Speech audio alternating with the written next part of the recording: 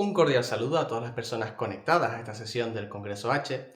Soy Elías Pestano López de la Universidad de La Laguna y en esta ocasión os presentaré un artículo centrado en el ocaso tecnológico en las narrativas audiovisuales de los últimos 30 años.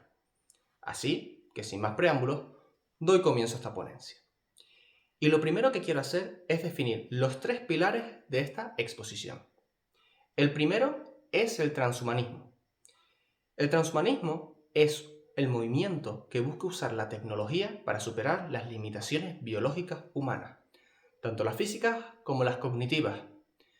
En la narrativa audiovisual, esto se traduce como la capacidad de reinventar cómo trascender el cuerpo humano. Veremos un contraste claro. Mientras que entre los 90 y los 2000 la imaginación tecnológica buscaba lo sublime, hoy la fantasía ha sido desplazada por lo cotidiano, construyendo distopías basadas en la tecnología que ya conocemos. La primera etapa fue el tecnoutopismo, el segundo concepto, una narrativa de fascinación. Aquí lo digital se percibe como un plano distinto al físico. Ya sea la tecnología como salvadora o amenaza, esta siempre se presenta como algo extraordinario.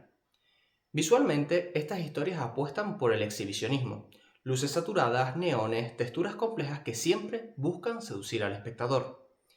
El transhumanismo aquí se ve como una evolución épica hacia una conciencia superior. Son narrativas transversales, dirigidas a todos los públicos que utilizan la aventura y la gamificación para explorar lo desconocido. En el extremo opuesto tenemos el tecnorrealismo, el tercer concepto, una narrativa del desencanto. Lo digital ya no es un lugar al que ir, sino el tejido invisible y obligatorio de nuestra rutina. La tecnología ya no maravilla, es banal. Su estética es austera y clínica. La imagen es fría, reflejando control y productividad más que libertad. Aquí, el transhumanismo deja de ser un sueño para convertirse en una estrategia de mercado. Ya no nos da alas, nos pone etiquetas de producto. Es un discurso predominantemente adulto, centrado en el miedo a la vigilancia y el agotamiento por la hiperconexión. Pero la duda que abarca mi artículo es cómo hemos pasado del sueño a la sospecha. Para mí la historia del pensamiento humano es una sucesión de tronos vacíos, y en ese trono es donde se determina la idea de futuro y progreso que como sociedad compartimos. En la Edad Media ese trono lo ocupaba Dios.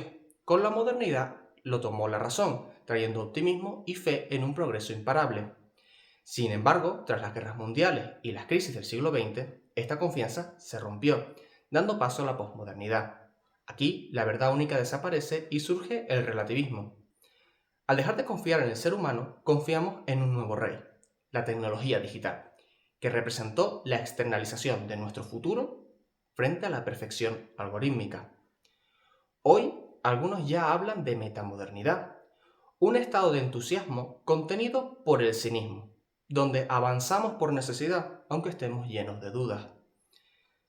Este marco cultural define cómo nos organizamos. Pasamos de la sociedad industrial, centrada en la producción masiva, a la sociedad de la información, donde las redes digitales estructuran nuestra vida. Este modelo se ha ido construyendo en 5 olas aditivas. La primera ola del 45 a los 90 fue la de los protocolos, cuando los ingenieros construyeron la infraestructura del Internet. La segunda fue la creación de la web de los 90 a 2004, con la creación de un espacio donde compartir información, con la famosa crisis del .com. La tercera ola fue la social, del 2004 al 2015, cuando la información pudo fluir de persona a persona, con la web 2.0 y las redes sociales. La cuarta, de 2015 a 2022, fue la de los datos, al asumir que cualquier objeto podía producir información, lo que permitía desarrollar nuevos servicios para mejorar la eficiencia. La quinta ocurre desde el 2022, la era de la inteligencia artificial, cuando la tecnología ya puede imitar capacidades humanas como la interpretación o la predicción.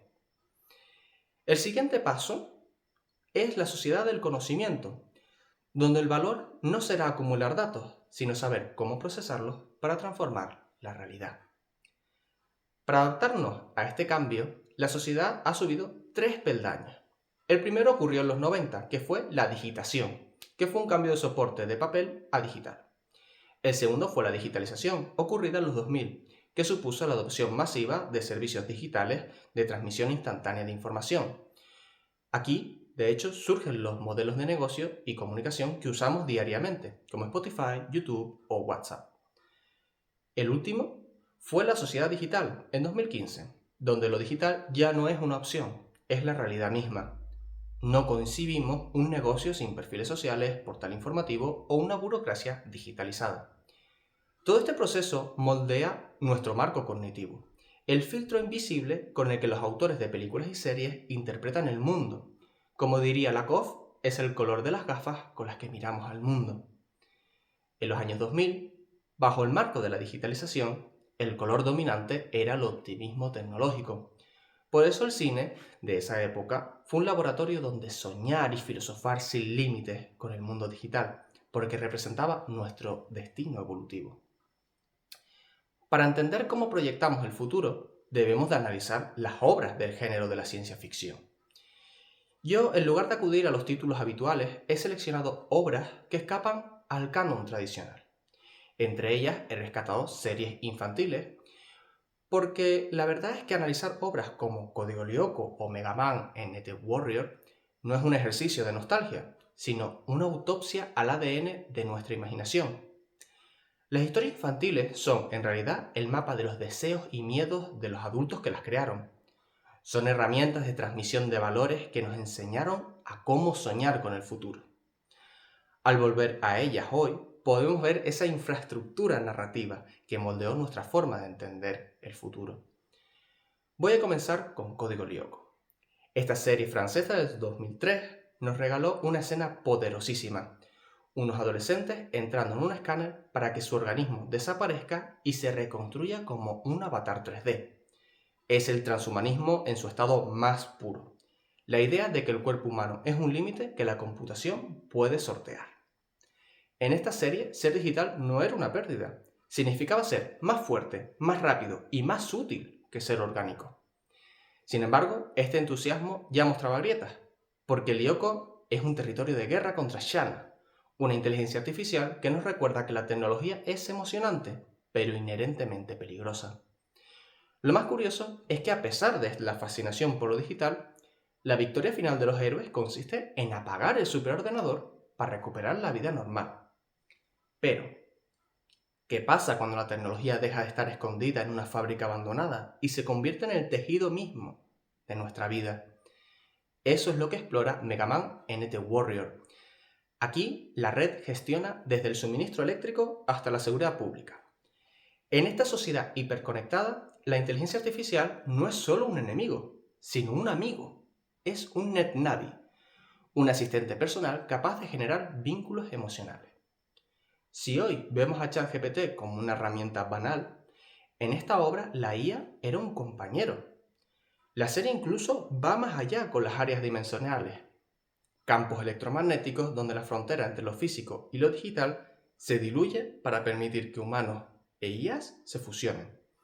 Es una utopía que asume la vulnerabilidad de vivir en la nube, donde el progreso es imparable y cualquier error se soluciona avanzando más, pero nunca retrocediendo. Esa frontera, que en Mega Man se cruza con dispositivos electrónicos, en Serial Experiment Lane desaparece por completo. Esta obra es una disertación filosófica sobre The Wire, una evolución de Internet que se solapa con la realidad hasta confundirse con ella. Aquí la identidad se fragmenta. Lane es tímida en el mundo real, pero cínica en la red. La serie de hecho fue pionera en advertirnos que nuestra identidad digital es una entidad autónoma. El transhumanismo aquí es radical. Se nos sugiere que el cuerpo biológico es un error y que la verdadera evolución es ser uno con la red, perdiendo nuestra privacidad a cambio de una especie de elevación espiritual. Lo que hoy llamaríamos hipervigilancia, en Lane se plantea casi como un paso religioso hacia una conciencia colectiva. Esta misma idea de delegar nuestro futuro en la tecnología también llegó al cine de masas, como Yo Robot. En este futuro de 2035, la confianza en los robots es ciega. Cualquier problema social tiene una solución tecnológica. La población acepta la robotización total buscando comodidad y eficiencia sin cuestionar el sistema que se está creando. El conflicto estalla con el modelo robótico NS5 y la inteligencia Vicky, encargada de gestionarlo. El giro es magistral. Vicky concluye mediante rigor lógico que para salvaguardar a la humanidad debe restringir su libre albedrío. Al igual que en las series anteriores, vemos una sociedad frágil que por el deseo de un progreso perfecto termina delegando sus decisiones éticas a algoritmos que no entienden de emociones. Como hemos visto en este recorrido, desde el mundo virtual de Lyoko hasta los autómatas de Chicago, el hilo conductor es la creencia de que la tecnología es el remedio definitivo. En los 90 y en los 2000 el futuro era ese lugar brillante al que aspirábamos llegar. Sin embargo, al cruzar la frontera del 2010, ese anhelo se rompió. La tecnología dejó de asombrarnos para volverse banal. Pero, ¿qué cambió exactamente en la sociedad para que pasáramos del sueño a la sospecha en las ficciones? Pues para entender por qué el transhumanismo perdió su brillo, no solo debemos mirar a las pantallas, debemos mirar a nuestros bolsillos. En los años 90, tener un ordenador en casa no era lo normal. La tecnología entró en nuestras vidas de forma gradual, primero con los PCs y luego con diferentes dispositivos como el iPod. Nos fuimos habituando a su presencia, pero la crisis financiera del 2008 rompió ese idilio. Fue el fin de nuestra inocencia. El estallido de la burbuja nos demostró que la tecnología no garantizaba estabilidad. Por primera vez desde 1945, las nuevas generaciones empezaron a vivir peor que sus padres. Y ante la urgencia de llenar la despensa, la promesa de trascender nuestra biología pasó de ser un sueño a parecer un capricho. De hecho, la tecnología no nos salvó del colapso. Algunos economistas llegaron a afirmar que la interconexión de los sistemas incrementó la crisis.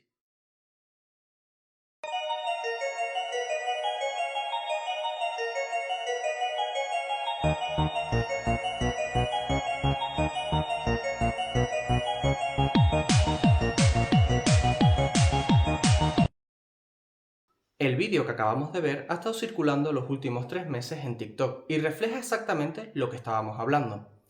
Antes de la crisis vivíamos en el futurismo de la abundancia. La estética de principios de milenio, pensemos en artistas como Kylie Minogue con su era Fever, estaba saturado de cromados, elementos artificiales y neones. Había una obsesión con demostrar que el mañana ya estaba aquí. Pongamos de ejemplo visual un elemento que todos reconoceremos, el sistema operativo Windows. El diseño de Windows XP reflejaba ese futuro, colores saturados, elementos tridimensionales que se sentían abstractos y maleables. Tras 2008, ese brillo se empezó a sentir obsceno. Con Windows Vista 7, el diseño buscó refugio en lo conocido a través del vidrio y los reflejos. Ahora se buscaba una conexión con la naturaleza que reflejara calma y orden en un mundo caótico. En 2012, el escenario se volvió austero con el diseño plano. La tecnología ya no se decoraba ni se adaptaba al usuario. Ahora se diseñaba para la productividad. La red y los ordenadores dejaron de ser un lugar especial para ser una simple utilidad rutinaria. Es en este ambiente donde se gesta el fin del transhumanismo y del tecnoutopismo en las obras audiovisuales. Es en este clima de transición donde aparece Sword Art Online, la obra que conecta la épica virtual con el tecnorrealismo. SAO hereda el espíritu de aventura de Código Lyoko, pero rebaja la ciencia ficción a lo cotidiano. Fijaos en la diferencia. Para entrar al mundo virtual de SAO ya no hace falta un superordenador, ni un escáner, ni tecnologías irrealistas. La herramienta es un casco de realidad virtual, un periférico comercial que cualquiera de nosotros podría tener en su habitación. El peligro ya no es una conspiración lejana, es doméstico y real. Además, su estética huye de la artificialidad, con entornos que imitan bosques y castillos. Es la narrativa de una sociedad que intenta que la tecnología parezca orgánica para poder soportarla. Hoy, el arquetipo transhumanista está en decadencia, porque hemos dejado de confiar en la máquina como motor de salvación. Lo bueno y lo seguro se representa con elementos orgánicos, mientras que el avance desarrollista se muestra con tonos azules, fríos y atmósferas artificiales en las ficciones. Hemos pasado de una posmodernidad optimista, que soñaba con conquistar el espacio virtual, a una posmodernidad fatigada, que busca la desconexión. El deseo actual de desconexión no es solo una tendencia, realmente es un conflicto profundo. El problema es que mientras anhelamos un ritmo de vida más humano, la tecnología ha dejado de ser una opción para convertirse en el tejido mismo de nuestra sociedad, ya sea a nivel académico, laboral o de entretenimiento. Hoy, el transhumanismo ya no se percibe como una promesa de evolución, sino con sospecha. Realmente nos preguntamos si la tecnología no nos está encerrando más en nosotros mismos. Es en este tecnorealismo donde la libertad se sacrifica en favor de una eficiencia totalitaria. Este cambio de paradigma se tiende perfectamente al analizar Ex Machina, una película del 2014. Si recordamos Yo Robot, el problema era un fallo de seguridad pública en un modelo comercial. En Ex Machina, en cambio, todo ocurre en el secretismo de la esfera privada. Aquí no hay leyes de robótica ni protocolos oficiales. Hay un experimento corporativo. Ava, la IA protagonista, no se revela por un error de código, sino como una respuesta lógica al trato que recibe. El transhumanismo muere aquí porque la tecnología no busca mejorar a la humanidad, sino alimentar el ego de un creador narcisista que ve a sus creaciones como objetos de consumo. Como dice el propio antagonista, las máquinas nos verán algún día como nosotros veíamos a los simios, condenados a la extinción. No hay ascenso para la humanidad, solo es el ensayo de un creador que innova para dominar. Este proceso de deshumanización llega a su punto más crudo en la serie Black Mirror, específicamente en el especial Blanca Navidad de 2014. Aquí la virtualización pierde todo su misticismo para convertirse en una forma de esclavitud. Conocemos al asistente Cookie, que no es una inteligencia artificial, sino una copia exacta de una conciencia humana, trasladada a un ecosistema virtual. El conflicto aquí es puramente moral.